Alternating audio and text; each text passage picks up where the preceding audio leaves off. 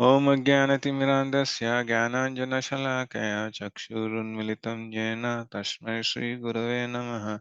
नमः ॐ विष्णुपादाय कृष्णपृष्ठाय भूतले श्रीमते भक्तिवेदान्तस्वामिनिति नामिने। नमस्ते सारस्वते देवे गौरवाणी प्रचारिणि निर्विशेषाय शून्यवादी पाश्चात्यदेशतारिणि। जय हो श्री कृष्ण चैतन्य प्रभु नित्यानंद श्री अद्वैत गदाधर श्रीवासादि गौर भक्त वृंद। हरे Krishna Krishna Krishna Hare Hare Hare Ram Ram Ram Hare Hare. Hare Krishna and welcome you all to the Sadachar classes. So today we'll cover the prayers of the prayers by the ladies of Hastinapur. Okay, so until last week, right, we saw that we covered Bhishma Dev, right? So we covered the prayers of Bhishma Dev, and then that was chapter 9, right? So wherein the Lord was about to leave, right, and then when he was about to leave, it was the prayers of Queen Kunti, and then followed by the lamentation of Yudhishthir Maharaj, right, which actually led to Bhishma Dev's prayers, right? So wherein Yudhishthir Maharaj was pacified because he was feeling that all these things, right? So all these killings and all happened due to him, and then Bhishma Dev actually gave him the counseling, and so now he's ready to be the king, and then he is ready to rule. So that was the phase, and the other thing we saw that. The Lord also wanted to go to Bhishma Dev, right? So because that was Bhishma Dev's desire, and then so he wanted to glorify Bhishma Dev also, right? Because he was a pure devotee, right? He is also a Mahajan, so he wanted to give his last darshan to him, which Bhishma Dev was waiting for. Suppose that everything happens, and then Bhishma Dev leaves his body, right? And then so the days pass by. Yudhishthir Maharaj settles down, right?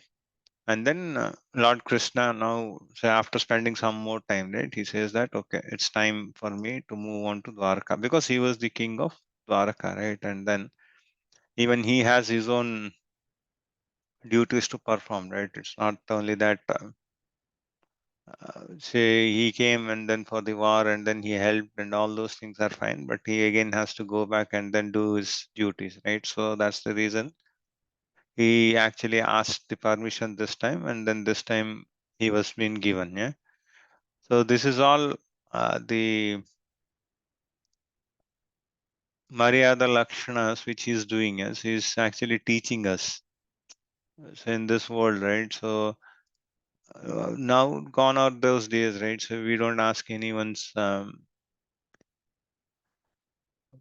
permission, or nobody even will ask to stay us for more time in their place also, right? The moment they'll also feel that, okay, how early can this person leave? Because we are in nuclear family and our setup is like that. But things were different by then, yeah. So this time he was given permission, and then we'll see. And actually, in this chapter 10, right? So chapter 10 is mostly wherein the Lord is leaving Dwarka, and then we'll see here what happens, right? If anyone, if any guests or someone come to our house, right? How shall we actually take care of them, right? And then how how do we depart them, right? So whenever they're leaving the house, right? So what all things happen, right? So these things we usually do if they're very close to you, right? So, and then you have much bonding to them, right? You automatically do this. But yeah, so if there is less bonding, right? So you may not do all these things. But yes, so this is how the Lord is departing. Okay, so on the so in a summary, right? So what is happening is now a glimpse of the Yudhishthir Maharaj ruling, right? So we'll get to know what happens when a pious king or a leader rules the state, right? So you'll be seeing that even the nature cooperates, yeah. So the nature, everything. So the cows, animals, nature, everything, right? So the vegetation, the earth, everything, right? Earth supplies the required minerals. Yeah? The vegetation is green. There are proper seasons which fall, come and go, right? There is no scorching heat, or there is no too much of cold. Yeah? So everything is well balanced, and then even the cows are respected, right? So food, there is no scarcity of food. There is no scarcity of drinking water. Yeah? So if you look in it, here the same thing, right, happens. So after uh, Yudhishthir Maharaj is pleased, and then he's ready to take the kingdom, right? So now, after being enlightened, Maharaj Yudhishthir, after being enlightened by what was spoken by Bhishma Dev and Lord Krishna, the infallible engaged himself in matters of perfect knowledge, because all his misgivings were eradicated. So that's what was being told to him. So now he's clear. And thus he ruled over the earth and seas and was followed by his younger brothers. Okay. This is how what happened. Yeah. So if you look in, right, so during the regime, right, of pious king, what happens, you see, during the regime of Maharaj Yudhishthir, the cloud showered all the water that people needed, right? And the earth produced all necessities of man in profusion. And due to its fatty milk bag and cheerful attitude, the cow used to moisten the grazing ground with milk. So the milk was so much abundant at that time. Okay. So these are the things. The basic principle of economic development is centered on land and cows. The necessities of human societies are food, grains, fruit, milk, minerals, clothing, wood, etc. Okay. So one requires all these items to fulfill the material needs of the body. Certainly, one does not require flesh and fish or iron and machinery.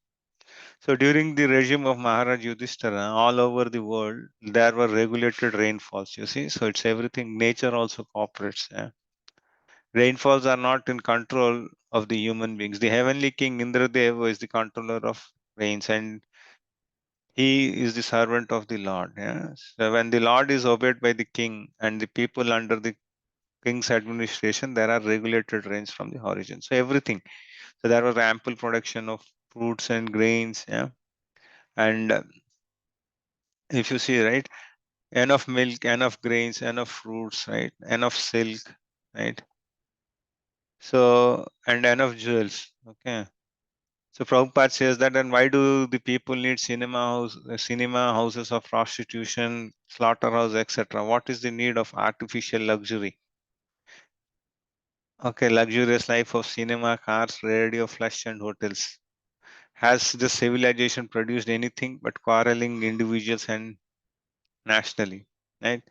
So this is what happens. Yeah. So when everything is there, right, there are no quarrels, right? Because everyone is self-satisfied, right? So that's the way it the rule was. Yeah. And then you see the rivers, ocean, hills, mountains, forests, creepers, and active drugs. Active drugs are nothing but the medicinal plants. Yeah. In every season paid. So in every season, everything was there, and then paid their tax quota to the kingdom in profusion, because everyone was earning, right? So even the farmers never had a problem to pay the tax, right? So but these days, if you look in the current situation, we only pay tax, but we don't see the benefits, right? So nobody knows where our money goes in, right? So this Kali Yuga is meant to pay taxes, and then even that's written in Shastras. Okay, so the more the Kali Yuga we enter in, right? So there will be more taxation. So this was written ages ago, that in Kali Yuga, all our money we'll spend, right, will be giving it to the taxation. Yeah. So the rivers will flow profusely to fertilize the land. The oceans will supply sufficient quantities of minerals, pearls, and jewels. Yeah. So everything. So that was basically everything nature used to give, right? So there was no need to actually dig minerals and then say artificially do everything, right? So now everything is on speed, right? So what is happening? The speed has increased and then everyone has become restless, right? So that's the problem. So the modern society, right? So we are on bullet trains and everything. So we are actually moving faster than the older days. But look at, even things are fast, right? We are restless, right? So that's the irony of this age. So at that time there were no connectivity. So they were, but they were happy. Because of the kings have no enemy, the living beings were not at any time disturbed by mental agonies, diseases, or excessive heat or cold. That's how what happens, right? When things are like everything is to the satisfaction, right? So why do you quarrel with anyone, right? There is no meaning. And when the leader itself shows the way, right? So same, the Praja also will follow the same thing, right? So that's the way. The leaders used to show the path at that time. Yeah. So if you look in, right, so in this age, there is enmity towards poor animals, and therefore the poor creatures are always anxious. The reactions of the poor animals is being forced on human society, and therefore there is always the strain of cold or hot war between men, individually, collectively, or nationally. At the time of Maharaj Yudhishthir, there were no different nations, although there were different subordinate states. So there was only one king. Maharaj Yudhishthir used to rule the whole universe, yeah? And everyone was united. So if they are not united, right? So they are to fight, right, with the king. If they have any problem, and then if you would have been, if he is getting defeated, right? So it's over. So it was very peaceful life by then. Yeah. Things have complicated now. So after that, Sri Hari, Lord Sri Krishna resided at Hastinapur for a few months to pacify his relatives and please his own sister Subhadra. Afterwards, when the Lord asked permission to depart, okay, and the king gave it. So this is what has happened, right? And then if you see in here, right, so the Lord actually is asking permission to all the sages and the Yudhishthira Maharaj, because Yudhishthira Maharaj was elder and he was the king. Yeah. And if you look in, right, he, so though he was the personality of Godhead, right, but when it comes to the following the rituals and all, right, so he was following everything. So as Maharaj Yudhishthira was elder to him, so he bowed onto his feet, yeah. And then the king embraced, and so he was equal to Arjuna, so he used to embrace them. And then Nakul Sahadev were younger to him, so they bowed down to Lord Krishna. So all these exchanges happened, yeah. And then all these, right, say they were following him. So when Lord Krishna was about to leave, right, all this from the Pandava dynasty, right? So all of them came in, like Subhadra, Draupadi, Kunti, Uttara. So they all came in, right?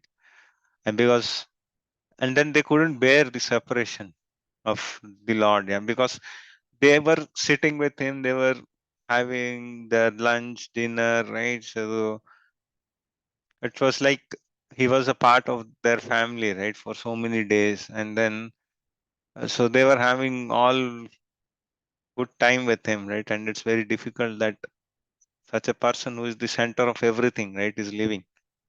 So they are actually feeling the separation. Yeah? So, and then the intelligent who have understood that Supreme Lord in association with pure devotees and have become freed from bad materialistic association can never avoid hearing the glories of the Lord. So even this we know, right? So there are two classes of men, right? So basically, so one is called Litya Baddha, right? And then the other is called Nitya Mukta, right? So Nitya Baddhas are the ones who are the conditioned souls.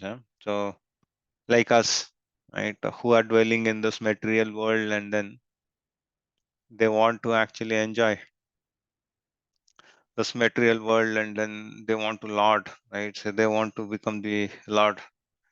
So because which is very temporary, right? So but they feel that yeah, so due to the illusion, right, of Maya, they feel that okay, so whatever they see, so that is the greatest thing, and then they want to lord it over, they want to rule it over, right?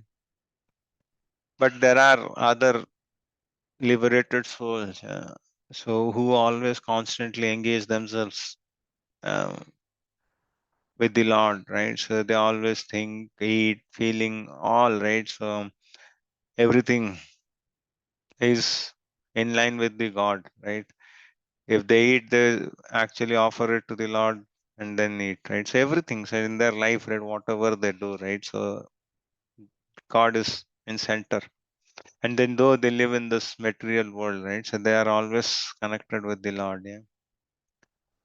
So that's the thing. So all their hearts were melting for him on the pot of attraction. They looked at him without blinking their eyes and then they moved hither and thither in perplexity. Yeah? So they couldn't, so even it will come in the later chapter also, right? So the gopis, right? So the gopis also had those things. So they were saying that why did Lord Brahma create these eyelids? Because if you are blinking the eyes, right? So in that fraction also we are missing the Lord. So we are not our so they're saying that their concentration or their focus is getting diverted with that blink. So they don't want to waste the time in blinking also. So everything should be focused on Lord Krishna. That's how things are. And if you look in right, actually the female relatives whose eyes were flooded with tears of out of anxiety for Krishna came out of the palace. They could not stop their tears, only with great difficulty. They feared that the tears would cause misfortune at the time of departure. So this is something the female relatives, right? So they they were actually about to cry. So all their tears were coming out because they are going to miss Krishna, right? But what happened is they didn't do that because that's a sign of say the thing is it creates a negative equilibrium, right? So if somebody is there and then if- so if the atmosphere the positiveness goes off, right? So if something say if people start crying and all those things, right? So that's the reason they were actually stopping it. And here if you see in right, so the Lord actually was with the Pandavas, he was spending more time because in here, right? So if you look in right, he was also the king of Dwarka, right? Though he had so many things to tackle, right? But for relationship, right? It's because his sister Subhadra was there, and then because they needed him, right? So he was ready to spend time. uh, But we, so that's the family bonding and all, right? So the Vedic culture is all about so many connections and all, right? Say they were actually ready to stay back, right?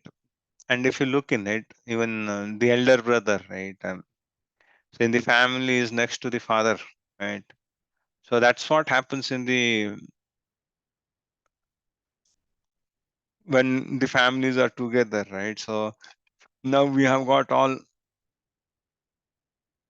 nuclear families where uh, we stay individually and then so it's most of the time it's either parents and children, right? So but in the Vedic time, right?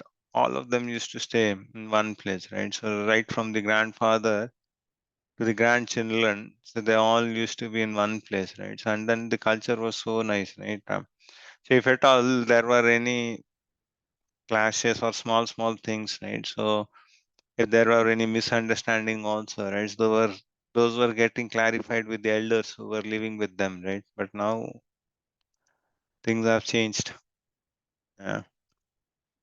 So now we need psychiatrists for everything. Yeah. So now there are family counseling, there are whatnot counselings have come up. So earlier there was no need of counseling; it used to happen within the family only. Now we have got a specialization to do that. Yeah. And then while the Lord was departing from the place of Hastinapur, different types of drums like the mridanga, dola, nagara, Dundari and Dundivi and flutes of different types, the Veena, Gomukha and Beri all sounded together to shower honor. So it's that. So even so the way it's been welcomed, right? Even the send off is in that style only. You see, so it's there are all types of mridangas. Everything is being played. Yeah, and then out of a loving desire to see the Lord, the royal ladies of the Kuru got up to the palace and smiling with affection and shyness, they showered flowers upon the god. So what happened is the royal ladies of the Kuru dynasty, right? So men were at the ground, right? And the relatives and the other ladies, right? So they all climbed the roofs of their houses and then they were actually smiling and then they were actually throwing flowers when Lord Krishna was departing, right? And so that was the culture. So even they used to have the pallus and all, right? So they used to put over head, and these are all mark of respect, right? So they used to their cover their body, head, and everything. Yeah, yeah. And then so they were never used to come in front, right? So that's the reason they were on the top of the roofs, and then they were actually doing their bit, right? And then at the time, right? Arjuna actually followed. So everyone is following Lord Krishna when he's walking to the chariot, right? So he's actually carrying the umbrella which is made of jewels. Yeah? And then Uddhava and Satyaki began to fan the Lord with decorated fans. And because when Lord was walking, right, all these things used to happen. Yeah. It was being heard here and there that the benediction being paid to Krishna was neither befitting nor unbefitting because they were all for the absolute, yeah, who was now playing the part of a human being. Yeah. So here, right? So from here on, the ladies of Hastinapur, right? Say they actually start the prayers. Yeah.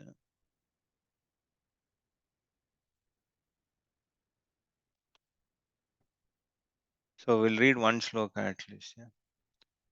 Anonyam asit sanjalpa uttama shloka chetasam Kuruendra Purustrinam Sarvashruti Manohara. So Anonyam, among each other, Asit, there was Sanjalpa talking. So Jalpa is nothing but talking. Yeah? So there are two things. We should not do Prajalpa. Yeah? Prajalpa is bad. So it's nothing but the unnecessary talk. Yeah? Uttama Shloka, the Supreme who is praised by selected poetry. Chetasam of those whose hearts are absorbed in the way. Kauravendra, the king of the Kurus, Pura, capitals, Strinam, all the ladies, Sarva, all, Shruti, the Vedas, Manahara, attractive to the mind. Absorbed in the thoughts of the transcendental qualities of the Lord, who is sung in select poetry, the ladies on the roof of all the houses of Hastinapur began to talk of him. This talk was more attractive than the hymns of the Vedas. Prabhu, can you read this purport? Hare Krishna Prabhuji. Hare Krishna. In the Bhagavad Gita, it is said that in all the Vedic literatures, the goal is the personality of Godhead, Sri Krishna. Actually, the glories of the Lord are depicted in such literature as the Vedas, Ramayana, and Mahabharata. And in the Bhagavatam, they are specifically mentioned in respect to the Supreme Lord. Therefore, while the ladies on the tops of the houses in the capital of the kings of the Kuru dynasty were talking about the Lord, their talk was more pleasing than the Vedic hymns. Anything sung in the praise of Lord is Shruti Mantra. There are songs of Thakur Narottam Das, one of the acharyas in the Gaudiya Sampradaya, composed in simple Bengali language. But Thakura Vishwanath Chakravarti, another very learned acharya of the same sampradaya, has approved the songs by Thakura Narottam Das to be as good as Vedic mantras. And this is so because of this subject matter. The language is immaterial, but the subject matter is important.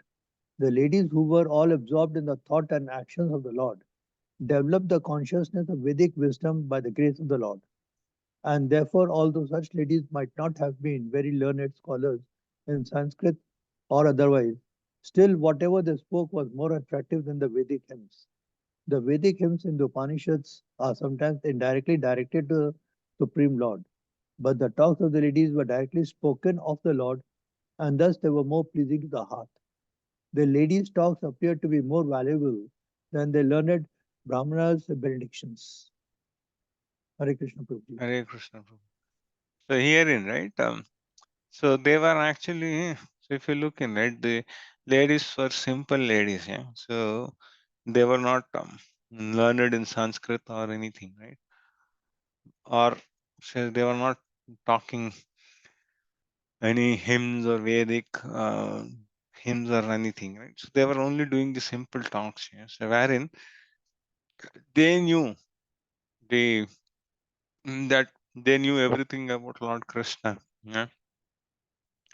And so they were actually talking. So if you look in, right, in the next couple of uh, purports, right, so the slokas, right, so they'll actually speak about the Lord, right, and then they'll speak about the Lord's transcendental creation, yeah, and then they'll say that he is the one. So Lord is pursuable, and then they'll appreciate him as the forms are most confidential, yeah, and then the pastimes, and then they'll glorify that the wives are more fortune of the Lord, yeah, and the places like Mathura, right, are more. So they, so it's like they're so fortunate, right, to have Lord Krishna as their son or their friend, right, in different rasas, right, and then they'll feel that how merciful are the queens, right? So how the queens are having so much of good time with the Lord, right? So all these things they are discussing, yeah. So this is nothing but they have understood everything in the bhakti yoga, and then they are connected, right, and then they're totally absorbed, and then they're talking about all these things, yeah.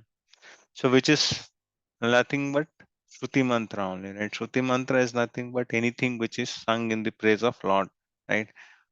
So, okay, Prabhu. Hare Krishna. Power has gone. Okay, anyway. So that is what the ladies were doing in, and then we'll see the next sloka also. So they are saying that, and now they talk about, so they say that he is the original personality of Godhead. As we definitely remember him, he alone existed before the manifested creation of three modes of nature. So now they are talking about the creation also. And he is the supreme Lord. All living beings merge as if sleeping at night. Their energy is suspended. So herein, right? So the dissolution thing is being given, yeah. And then wherein even the creation, right? How does the material creation happens? Yeah. So in the Shruti mantra, as it is said, only Vishnu, the Supreme Lord, existed before the creation, and there was no Brahma or Shiva or other demigods. Vishnu means Mahavishnu, who was lying on the causal ocean, right? And then by his breathing, all the universes are generated, right? In seeds and gradually develop into gigantic forms with innumerable planets. So Mahavishnu is the plenary portion, right? He is the starting. And then what happens is whenever the annihilation, so it's a breath. So Mahavishnu's breathing time is the creation and dissolution. Yeah. So it's such a long time. Yeah. So it's mentioned in the Brahma Samhita. So let me offer my respectful obeisances unto the personality of Godhead Govinda, whose plenary portion is Mahavishnu. All the Brahmas, the heads of the universe, live only for the period of his exhaling. That's it.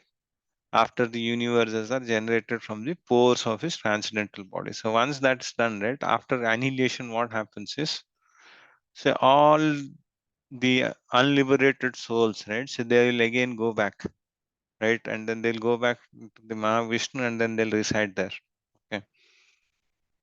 The merging of the living body into the body of Mahavishnu takes place automatically at the end of Brahma's 100 years. So this is what will happen. We'll again go back. If we are not liberated, right, we'll again stay there.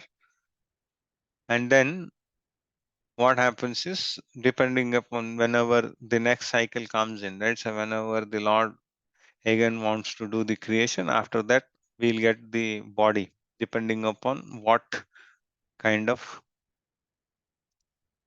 thought process we had in, right?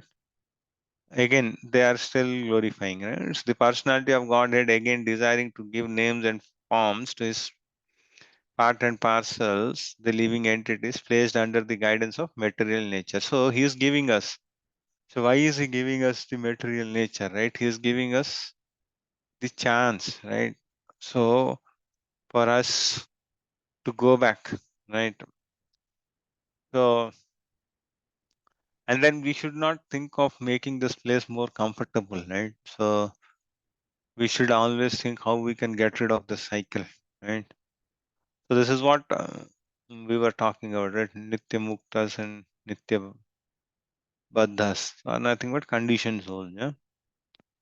So they'll be moving millennium and after millennium, right? And then and few of them, right, say they think of okay, they'll do some pious work and all, right? Because they hear from Vedas saying that in the higher planetary system, right? So there is a lot of enjoyment, right? And say lives are more, lifestyle is better, right? Every time the human race is for that only, and all these testing also, right, which are happening to go to the other planets is nothing but to have a better life, right? So that they have heard and then they're trying for. But at the end, right, we know in Bhagavad Gita also, right? Abrahma bhuna loka punaravatarano arjuna mamupyate tu paunteya punarjanmana vidyate. Even if you go to Brahma loka, right? So again you'll have to come back. But once you go to Golak Vrindavan, there is no coming back. Yeah. So the problem is here again, if you look in that, Prabhupada says that Bhagavad Gita is the guiding principle for all human beings, but the spell of material energy, but by the spell of material energy, they do not take care of to carry out the programs of life in terms of Bhagavad Gita. So actually, everyone should read, and then for this a day and age, right? Bhagavad Gita is the guiding principle, but hardly people have time to read and understand, right? They don't um, have time. So what has happened is these days, right? Devotional service is a luxury, right? It's like a top up. So you'll have to do with a lot of permissions and all, right? So it's not that it's part of the life. So it has become a luxurious thing, so which is like an add-on or a top up. So if you want, you can do it. So it's so things have changed in that way, right? Unfortunately, people have no taste for them, and therefore they are under the clutches of Maya. So what is happening is nobody is interested in Srimad Bhagavatam. Bhagavad Gita, and then their taste is to serve Maya, and then which causes repeated birth and death. So they are saying here is the same personality of Godhead whose transcendental form is experienced by the great devotees who are completely cleansed of material consciousness, by dint of rigid devotional service and full control of life and senses. And that is the only way to purify existence. Yeah. So here this is very important. Yeah? So one thing is Jitendriya means full control of the senses. So this can only be done when our senses are engaged in the Lord, right? Else, if we do some artificial means, right?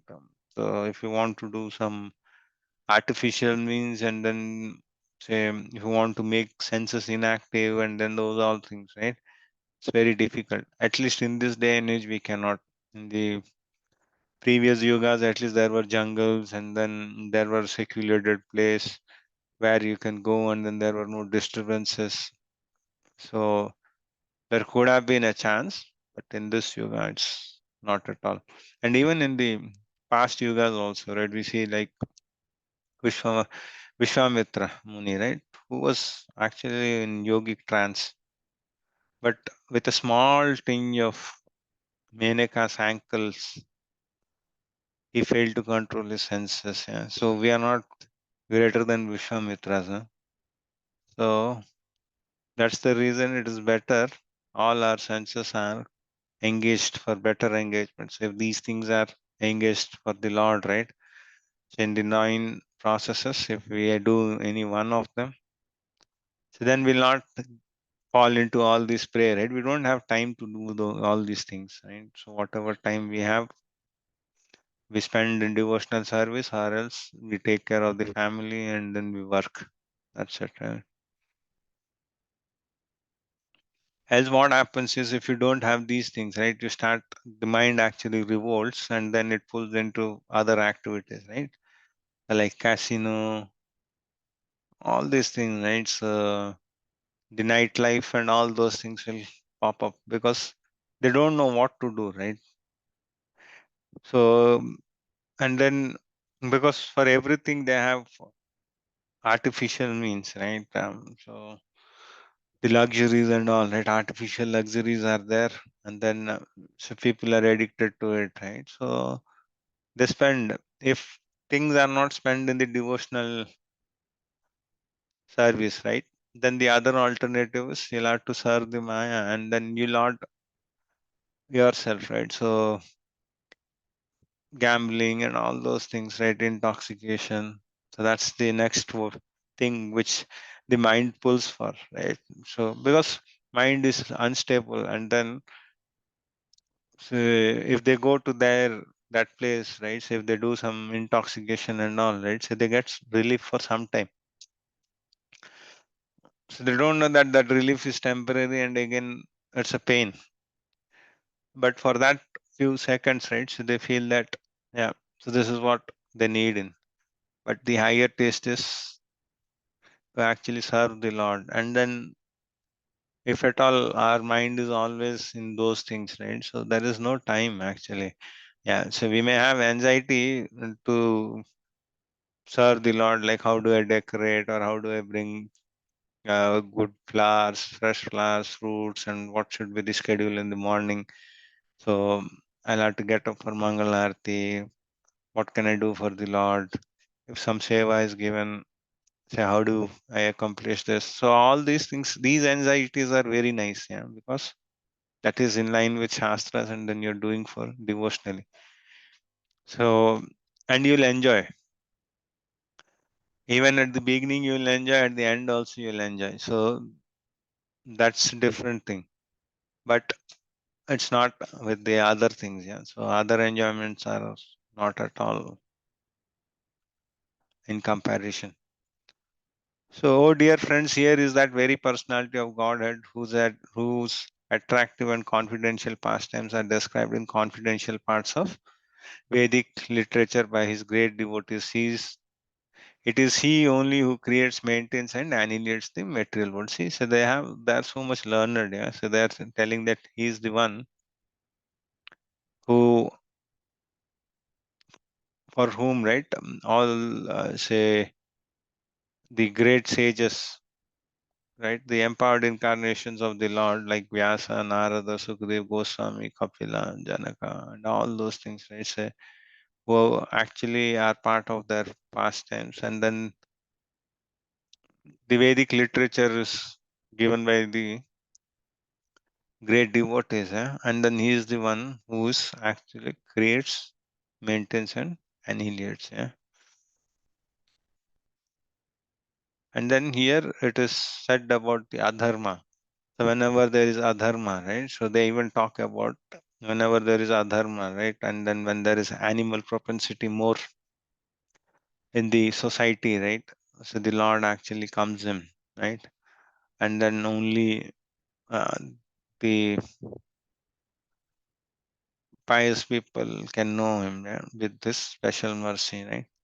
So whenever there are kings and administrators living like animals in the lowest mode of existence, this is nothing but tamoguna, right? In tamoguna, when the kings and administrators have become are like animals, okay, they don't follow the shastra, they don't have any rules and regulations, right? So the Lord in his transcendental form manifests his supreme power, the power, the truth, positive, shows special mercy to the faithful, performs wonderful activities, and manifests various transcendental forms as is necessary in different periods and ages.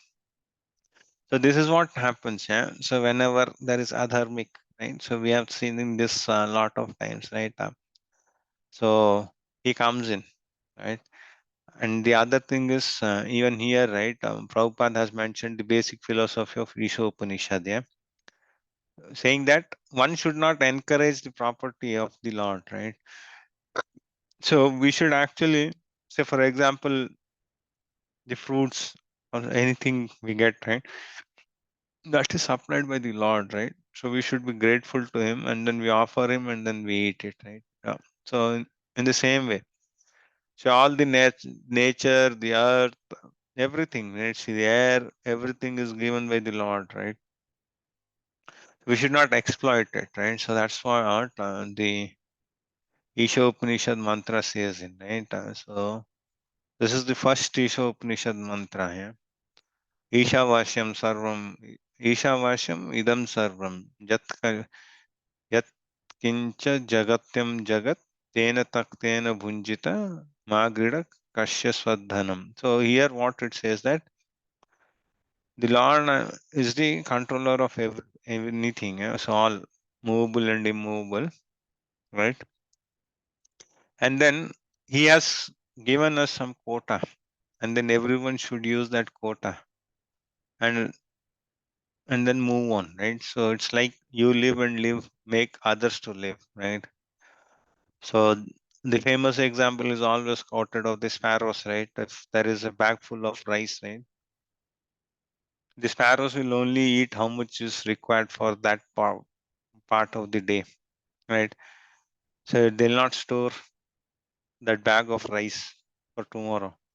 Again, if there is a need tomorrow, they'll fly back, they'll eat the required stuff, and then go back. So that's the way we should actually utilize the resources of the Lord. But what do we do? So we do in the reverse way. So we actually take things, and then because we want to store it for future, and then so for that we go into fightings, right? All these things. So if you look in, right, due to the influence of ignorance, the mode of material nature, tamoguna, the lowest of material modes, kings and administrators come into power without knowledge and responsibility. So to teach such foolish administrators, right? The Lord actually comes in. So when what happens now, you see. So if these foolish animals, like administrators, if they come in, right, the atmosphere actually becomes these things. Yeah? There will be nepotism, bribery, cheating, aggression, famine, epidemic, war, and other disturbing features.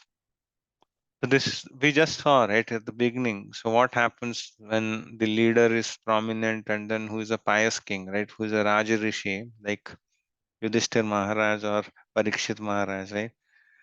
So it becomes reverse. Okay. And then when these things are more, right? So the Lord actually appears and then he actually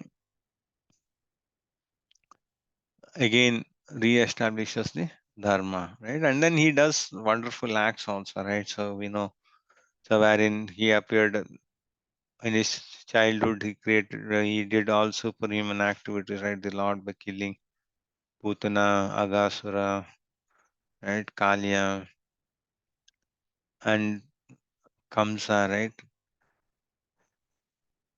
So all these things, and then he married 16,108 queens, and then he kept all of them in different palaces. Yeah, so that's all Lord's inconceivable things. Yeah. So, oh, how supremely glorified is the dynasty of King Yadu, and how virtuous is the land of Mathura, where the supreme leader of all living, being the husband of goddess of fortune, has taken his birth and wandered his childhood. So they are actually praising. So how fortunate those people are, right? So because they could spend time, yeah. And then undoubtedly it is wonderful that Dwaraka has defeated the glories of the heavenly planets and has embraced the celebrity of the earth, right? So Dwaraka has defeated the glories of heavenly planets because the Lord was residing in Dwaraka, right? So it is much more than Swargaloka. The inhabitants of Dwaraka are always seeing the soul of their living being, Krishna, in his loving features. His glances at them and favors them with he glances at them and favors them with sweet smiles. So what else is required, right? In Golok Vrindavan also, so we go and do Seva only, right? And then they are able to get those things here itself. And then they are saying that just think of his wives whose hands he has accepted, how they must have undergone wars, baths, fire, sacrifice, and perfect worship. So this is being told that how the gopis and the wives of Lord Krishna are fortunate, right? And then for that, what penances they might have done in their past life, right? To actually get the personal touch of the Lord, yeah.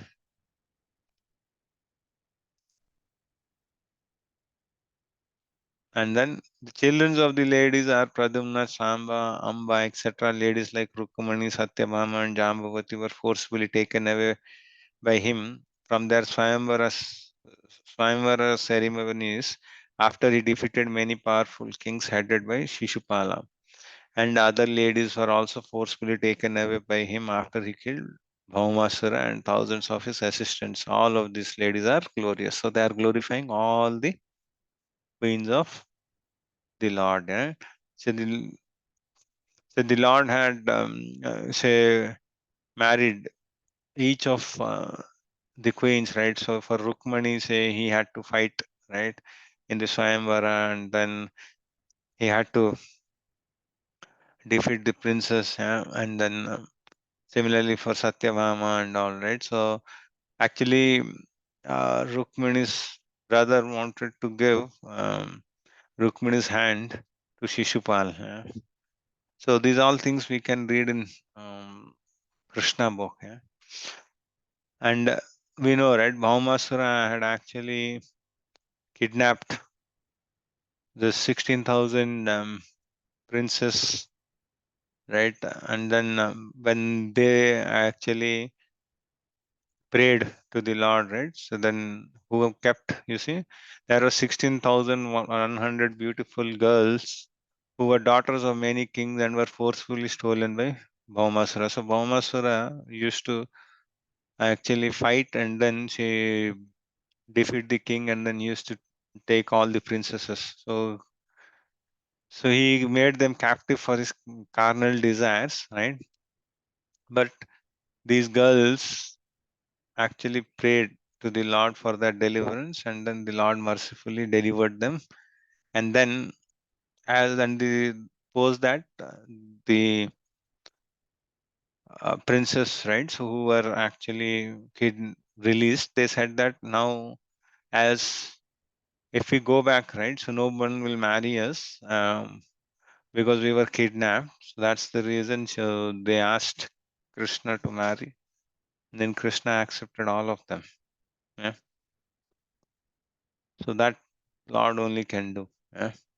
All these women auspiciously glorified their lives despite their being without individuality and without purity. Their husband, the lotus-eyed personality of Godhead, never left them alone at home. He always pleased their hearts by making valuable presentation. And then, so he was always there, present for all the 16,000 wives. Yeah.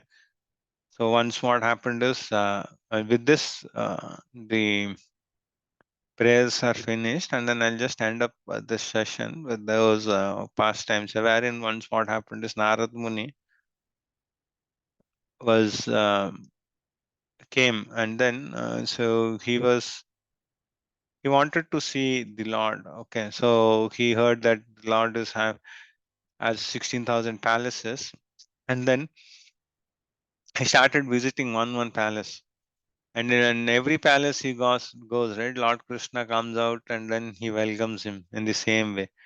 In one place, he might be actually giving some instructions. And some place he might be doing puja. In some places, he's actually distributing prasad. Right. In some places, he's actually um, discussing something else. Some places he's meditating. So he went. Narad Muni was astonished. He went into all 16,000 palaces, and then he found Lord Krishna was present everywhere, and then he was doing something or the other, right? So which were as per the Shastric,